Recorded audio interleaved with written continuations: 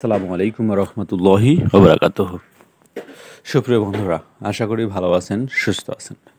আজকে আপনাদের সামনে ছোট্ট একটি হাদিস বর্ণনা করব। সেটি হলো অত্যাচারী শাসকের সামনে সত্য কথা বলা এবং তার ফজিলত কি।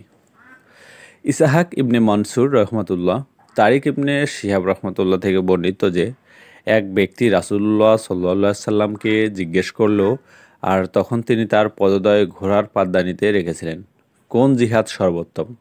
তিনি বলেন, অত্যাচারী শাসকের সামনে সত্য কথা বলা। তাহকিক সহিহ ইবনে মাজাহ 4011, সহিহ হাদিস 491, মিশকাত 3705। বন্ধুরা, আসলে যে হাদিসটি ছিল, এই হাদিসটি ছোট, কিন্তু ফজিলতটা অনেক বেশি।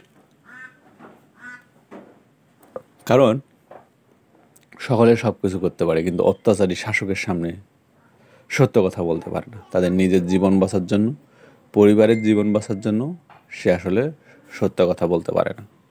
সুপ্রিয় বন্ধুরা, এই হাদিসটি অত্যন্ত গুরুত্বপূর্ণ। হাদিসটি আমাদেরকে মানার সর্বোচ্চ চেষ্টা করতে হবে। আসুন আমরা সকলে মিলে এই হাদিসটি পালন করি এবং আল্লাহ তাআলার হুকুমগুলো পালন করি, যেন আল্লাহ তাআলা আমাদেরকে জান্নাত দান করেন।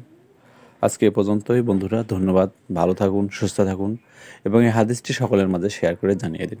আসসালামু আলাইকুম রহমতুল্লাহ।